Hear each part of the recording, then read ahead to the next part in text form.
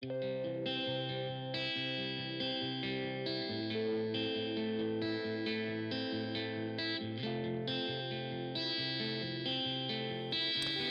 is a podcast by WellHouse Church, where we take a closer look and dig a little deeper into this week's sermon.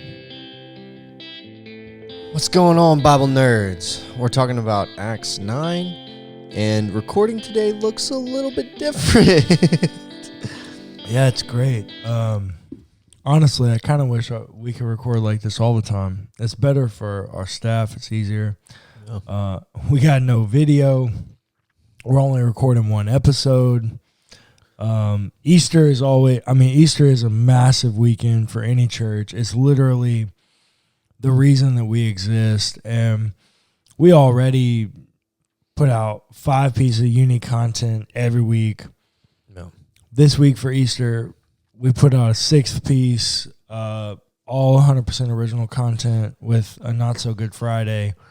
If I can be honest, I think we're all just pretty beat, and it'd be nice to have a week to kind of recover. So we're gonna do this one, a closer look, and so in full honesty and transparency, we slouching it. Yeah. I mean, it's okay, though. It's good sometimes to have a little bit of a break. And yes. And this week, we both really needed a break.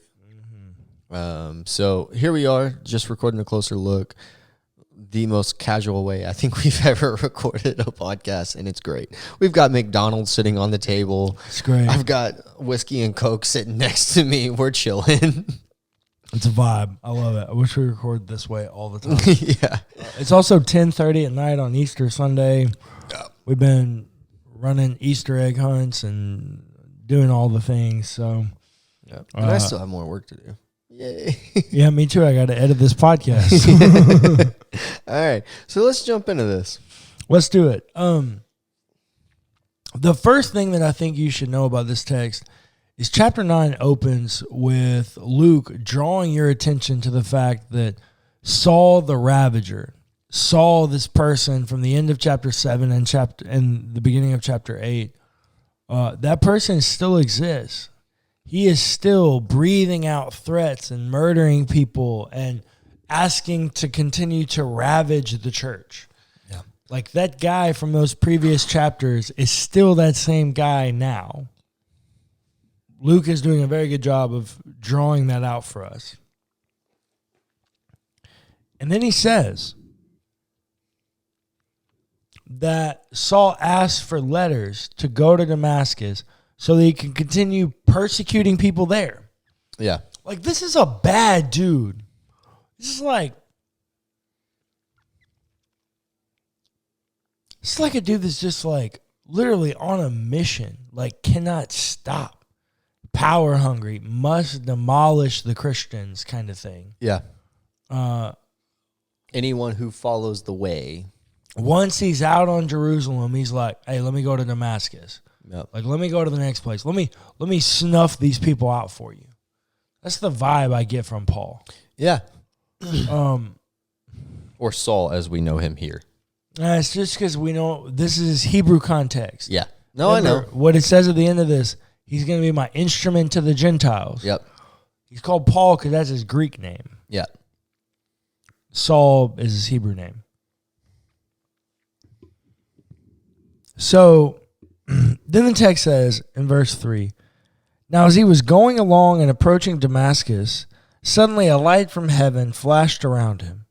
He fell to the ground and heard a voice saying to him, Saul, Saul, why do you persecute me? He asked, who are you, Lord?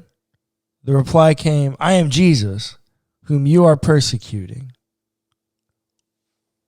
Clayton, what stands out to you about that text? So there's lots of things that stand out to me about that text, but the most notable thing is the why do you persecute me part. Why? I think it's just a very interesting question and way of putting it that Jesus is trying to convey here. That every member of the church that you arrest, that you kill, It's a part of me. And you're killing a part of me every time you do that. Why? Why? Why is it a part of him? Mm-hmm. Why can Jesus say that? Saul actually never laid a hand on Jesus of Nazareth, the person. So why can Jesus say that? Why can Jesus ask Saul of Tarsus, why are you persecuting me? Yeah, well, we talked about it this morning in our well. Don't know what or in the Mont Bellevue well. We didn't talk about, I don't know what the conversation was in the Dallas well, but this morning we were talking about the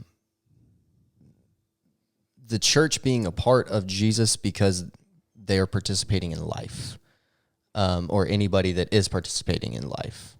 If I'm remembering what you were trying to convey correctly, that's what you were trying to say. But anytime that a life is taken, it's persecuting Jesus as well. Yeah, I mean, you're kind of there. For me, the way that I kind of think about it is Jesus can say that Saul is persecuting Jesus because of the reciprocity of what happens on the cross. Remember, Jesus takes on sin and death. Right. And taking on all of it in order to offer life. If you do that, there's an exchange that happens. Yeah. Jesus has taken something of mine and offered something of his. That. Some would call it life, some would call it human flourishing, but that. Yeah. It's really nothing more simply than that. Jesus took the terrible parts of my existence and replaced them with this new thing, this flourishing thing. But Jesus can say, why do you persecute me? Because when he takes that, when he takes sin and death, he brings us back to the fullness of what we were designed to be in our image of God. The growing back into the image of God as Jesus takes and removes blemishes and sin and death is, quote unquote, the fullness of life. If you were, for me, if you were looking for a reason why Jesus can say, why do you persecute me? It's because he has taken these experiences of death from us and exchanged them for life, which pushes us back to our origins as being made in the image and likeness of God. I got you.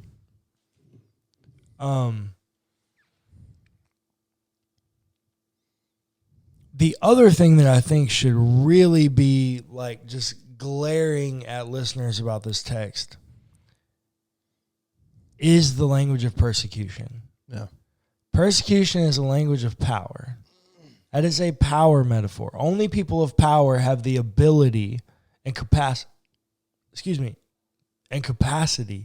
to persecute someone. You have to be more powerful and hold more privilege and authority over someone in order to be in a position to persecute them. Yeah.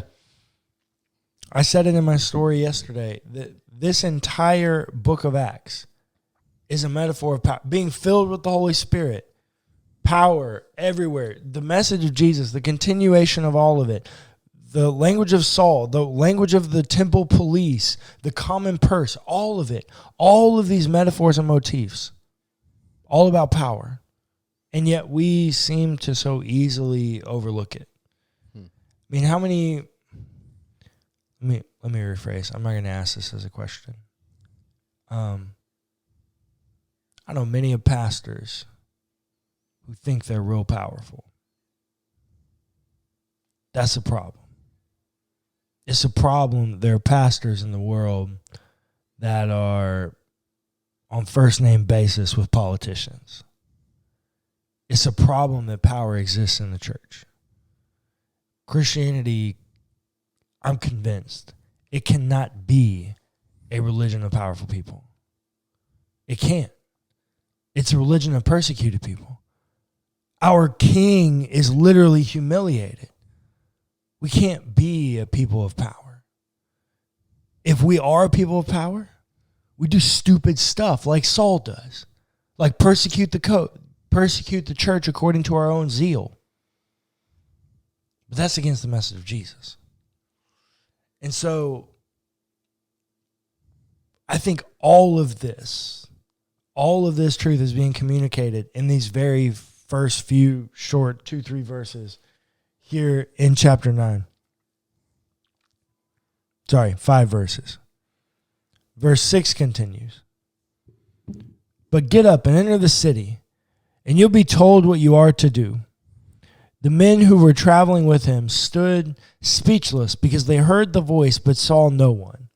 Okay, let's also take a minute and talk about this. When Paul later talks about this, he seems to think that he met the person Jesus. That like resurrected Jesus stood before him. Yeah. This is what he says in 1 Corinthians 15 at the very end. And also to me. Paul seems to think that he met the actual person of Jesus. Yeah. But Acts says that those other people with him just heard the voice. They didn't see the person. Yeah.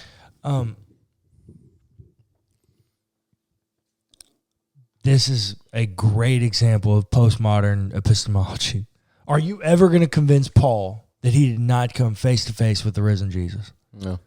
No. Are you ever going to convince them, the other people that watched, that he did? Maybe.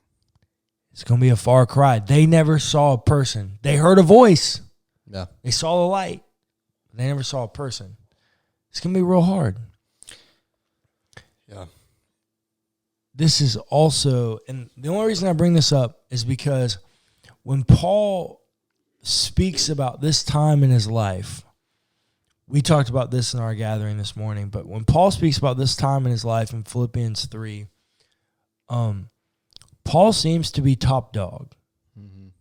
The way that Acts introduces him at the stoning of Stephen, Paul seems to be pretty darn close near top dog. This is how Philippians 3 describes him.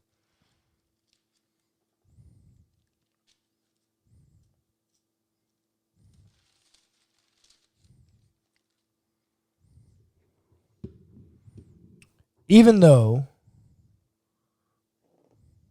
I too have reason for confidence in the flesh.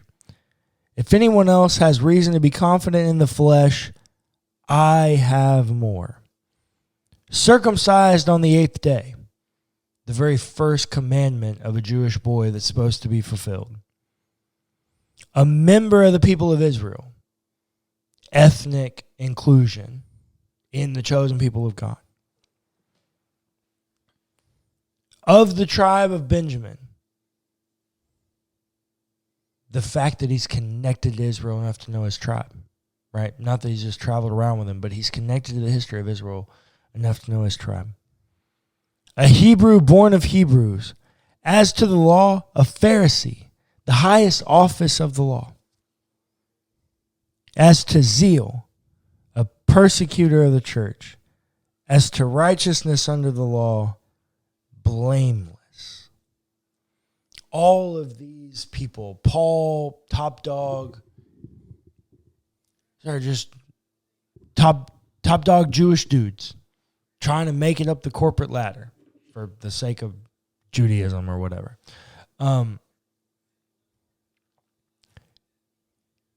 Isn't that what we're all doing? Isn't that what America is? Yeah. Isn't it the pursuit of power and more?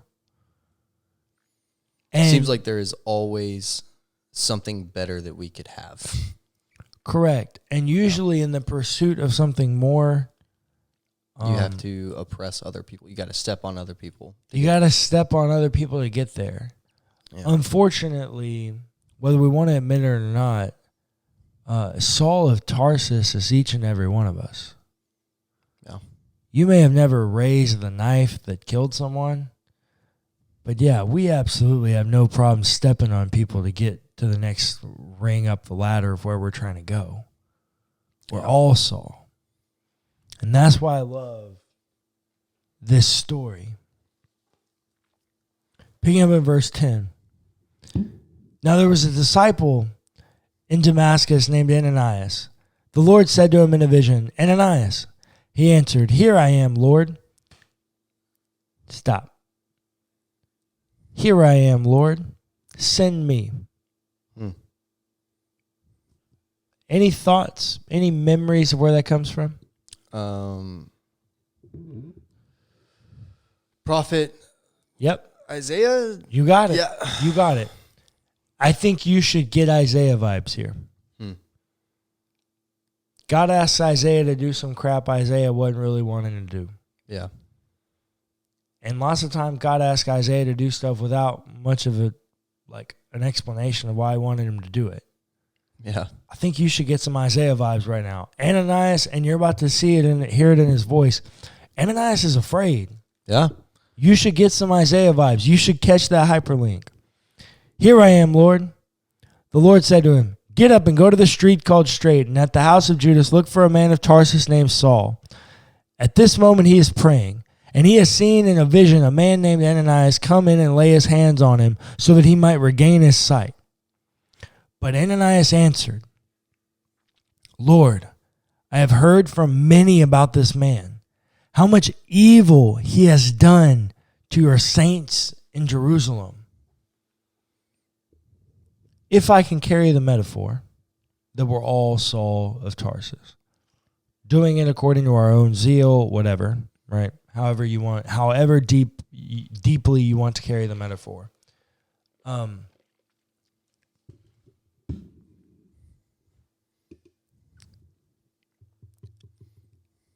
How much evil he has done to your saints in Jerusalem. Let me say, this is not a political podcast. I'm not going to get political. I'm just going to tell you how I read that. I think we're all implicit in some evil based on the way we vote our politics. I think we are all implicit in evil, period. Correct. Correct. I think how you vote your politics could be a part of that. No, definitely a part of that. I don't care which side you vote on.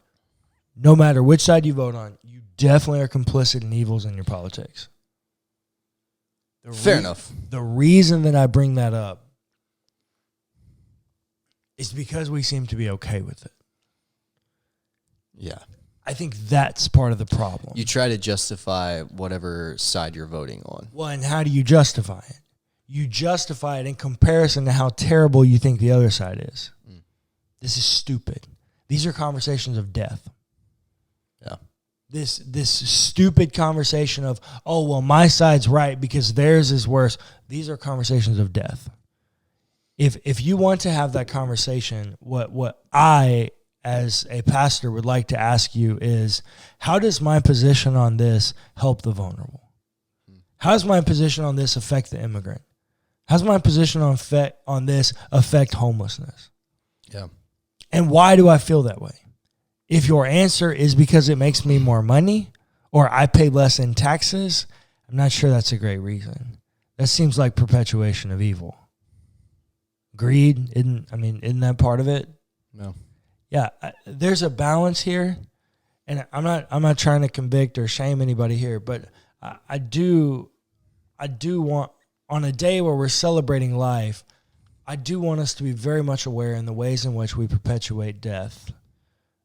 Today, if you follow me on Instagram, I put out that this is a day that I'm very conflicted about because it's absolutely a day where we're supposed to celebrate resurrection and life. But unfortunately, it's also a day marred by lots of experiences of death for me. Because when I pick up this Bible and I read this story of resurrection, the first thing I notice is that the first preachers of the resurrection were women. And yet one of the first things men in the church did was tell them they couldn't preach, tell them they couldn't speak. We immediately, on our own story, chose death over life. Yeah. We got to stop that. Life, love, flourishing, they must win. If they don't win, what the heck are we even doing here? They must win. They must be more than enough. I was thinking about that earlier today in a very different context. But we still got more text to get through here, and we're a little bit. So, verse 14. So, all this evil he's done in your sight, or done to your saints in Jerusalem. And here he has authority from the chief priest to bind all who invoke your name. But the Lord said to him, Go, for he is an instrument whom I have chosen to bring my name before Gentiles and kings before the people of Israel. I myself will show him how much he must suffer for the sake of my name. So Ananias went and entered the house. He laid his hands on Saul and said, Brother Saul, the Lord Jesus, who appeared to you on your way here, has sent me so that you may regain your sight and be filled with the Holy Spirit. And immediately something like scales fell from his eyes, and his sight was restored. And he got up and was baptized, and after taking some food, he regained his strength. You know, the second half of that text, I really never know what to do with. Honestly, I've never seen somebody go blind from a divine encounter. And because I've never seen that, I've definitely never seen scales or something like scales fall from their eyes. You know what I think about? I think Paul, like what I picture in my brain, Paul had some like gnarly pink eye or something like that. Maybe. I mean, I don't honestly, but that's what I picture. I don't know. I've never seen that. But what I can tell you is just like in Paul's story, as I told you earlier, I think we are all Paul. Yeah. I think all of our quote-unquote conversion stories feel very similar to Paul. They're messy and unexplainable because they're not meant to be. They're unique to you. They're your unique encounter with Jesus. And that's why Paul can say, I met Jesus. Yeah. The risen Jesus. He appeared to me. But nobody else around can know that. Nobody else can else affirm that. It's not really their place. Your relationship with Jesus is your business. The way in which you encounter the risen Jesus is your business. Faith in a life of faith is kind of messy at times. It doesn't always fit in a nice, pretty box. And sometimes there are things we can't explain. And you know what? Isn't that the beauty of Easter Sunday? Isn't that the beauty of life and human flourishing?